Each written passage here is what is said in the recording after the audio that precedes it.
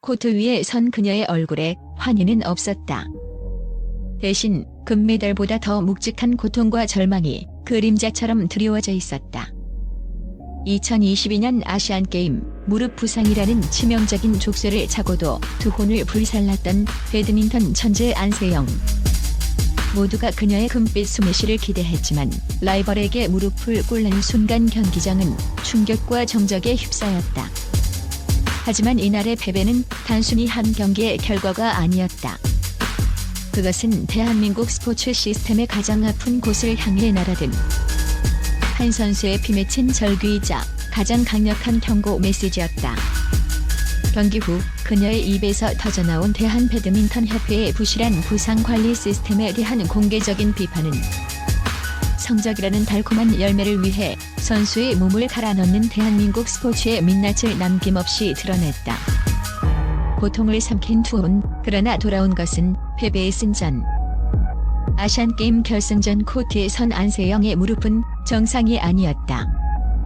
이미 심각한 부상을 입은 상태였지만 그녀는 포기할 수 없었다. 국민들의 기대를 저버릴 수 없다는 책임감. 그리고 금메달을 목에 걸고 싶다는 선수로서의 순수한 열망이 찢어질 듯한 고통을 억누르고 있었다. 그녀는 한쪽 다리를 절뚝이면서도 몸을 날렸고 비명을 삼키며 셔틀콕을 받아냈다. 한 점 한 점 따라붙을 때마다 관중석에서는 박수가 터져나왔지만 전문가의 눈에는 그녀의 몸이 보내는 위험 신호가 역력했다. 하지만 기적은 없었다. 최상의 컨디션으로 맞서도 힘든 라이벌을 상대로 부상당한 몸은 끝내 버텨주지 못했다. 그녀의 패배에 팬들은 안타까워했지만 그 누구도 그녀를 비난하지 않았다. 오히려 고통을 참고 싸워준 그녀의 투혼에 뜨거운 박수를 보냈다. 그러나 이 아름다운 투혼이라는 포장지 이면에는 우리가 애써 외면해서는 안 될 추악한 진실이 숨어 있었다. 이것은 과연 아름다운 투혼이었는가, 아니면 시스템이 강요한 비극적인 자기 파괴였는가. 침묵을 깬 절규, 선수를 위한 시스템은 어디에 있는가. 진짜 사건은 경기가 끝난 뒤에 터졌다. 보통의 선수라면 패배의 아쉬움을 토로하며 다음을 기약했겠지만 안세영은 달랐다. 그녀는 작심한 듯 마이크 앞에 서서 자신을 이 지경으로 내몬 시스템을 향해 칼날을 겨눴다. 그녀의 비판은 명확하고 날카로웠다. 대한배드민턴협회의 부상관리 및 회복 시스템이 얼마나 부실하고 주먹구구식으로 운영되는지, 선수의 건강 상태가 어떻게 철저히 무시되었는지를 조목조목 지적했다. 부상을 당했을 때 체계적인 치료와 재활을 지원하는 것이 아니라 당장의 성적을 위해 진통제와 테이핑에 의존하게 만드는 현실. 선수의 몸 상태를 과학적으로 분석하고 관리하는 시스템의 부재. 제 몸은 소모품이 아닙니다. 그녀의 절규는 단순히 개인적인 불만을 넘어 시스템의 보호를 받지 못하고 소모품처럼 버려지다 사라져간 수많은 선배와 동료들을 대변하는 처절한 외침이었다. 배드민턴 세계 최강으로 군림하던 안세영의 걸음이 꼬였다. 지난 7월 중국 오픈과 최근 끝난 세계 선수권 모두 준결승에서 패했다. 안세영이 주춤한 4.2학년의 숙적들이 다시 기지개를 켰다. 중국의 천이페이가 세계 선수권 4강에서 안세영을 무너뜨렸고, 일본의 야마구치 아카네는 그 천이페이를 결승에서 꺾고 우승했다. 안세영에게 천이페이는 숙적 이전의 천적이었고 넘어야 할 벽이었다. 안세영은 세계 정상급으로 발돋움하던 무렵까지 천이페이만 만나면 번번이 패했다. 2022년까지 1승 8패 절대 열세였다. 2018년 자카르타, 팔렘방 아시안게임과 2021년 열린 도쿄올림픽에서 모두 천이페이에게 무릎을 꿇었다. 2023년부터 황세가 역전됐다. 안세영은 항저우 아시안게임 결승전을 포함해 그해 천이페이를 상대로 6승 3패를 기록했다. 천이페이 징크스를 털어낸 안세영은 지난해 파리 올림픽 우승으로 세계 최강으로 올라섰다.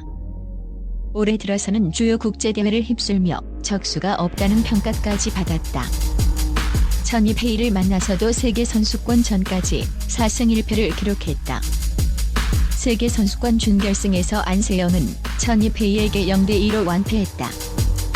두 게임 초반 천이페이가 왼쪽 발목을 다쳤는데도 안세영은 별다른 답을 찾지 못하고 무너졌다. 통산 상대 전적도 13승 14패 10세로 다시 돌아섰다. 안세영은 몇 년 전까지 도전자의 위치에서 천이페이, 야마구치를 뛰어넘기 위해 싸워왔다. 이제는 사정이 달라졌다. 모두가 인정하는 최강자는 안세영이다. 그러나 도전보다 수상이 어렵고 산전수전 다 겪은 과거 최강들의 반격이 매섭다. 박주봉 대표팀 감독은 세계선수권을 앞두고 안세영 본인이 워낙 완벽한 경기를 추구하는 성향이다 보니 스스로 부담을 많이 갖는 것 같다고 걱정했다. 결과적으로 그런 걱정이 현실이 됐다. 안세영은 지난 2일 인천공항 귀국 인터뷰에서 더 잘하고 싶고 더 잘 보여주고 싶어 힘이 많이 들어갔던 것 같다고 했다. 하루하루 경기하는 게 재밌어야 하는데 너무 결과에만 집착했던 것 같다. 성적을 내야 한다는 생각이 지나치게 앞섰던 것 같다고도 했다. 안세영은 심리적 부담 외에 고질적인 무릎 통증도 안고 있다. 공격력 강화를 최우선으로 두고 플레이 스타일을 바꿔나가는 중이라 과도기의 시행착오도 따를 수 있다. 안세영이 세계 최강의 위치를 지키기 위해 헤쳐나가야 할 과제가 적지 않다. 안세영 독주 체제로 정리되는 듯하던 여자 단식 구도가 꿈틀대고 있다. 과거 숙적들이 그 최전선에 서 있다. 안세영의 패배가 던지는 경고, 이대로는 미래가 없다. 안세영의 패배와 용기 있는 폭로는 대한민국 스포츠 시스템 전체에 거대한 질문을 던진다. 과연 성적이 선수보다 먼저인가? 금메달이라는 결과만 얻을 수 있다면 선수의 건강과 미래는 희생되어도 좋은 것인가? 우리는 그동안 너무나 많은 선수들이 부상으로 신음하다 소리 없이 사라지는 것을 당연하게 여겨왔다. 두훈이라는 이름으로 그들의 고통을 미화하고 정신력을 운운하며 비과학적인 훈련 방식을 강요해왔다. 안세영의 이번 사례는 더 이상 이러한 비극을 반복해서는 안 된다는 강력한 경고다.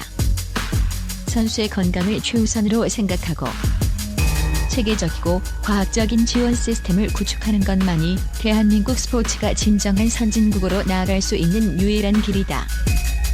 그녀의 외침은 협회뿐만 아니라 결과에만 열광했던 우리 모두를 향한 따끔한 축비와도 같다.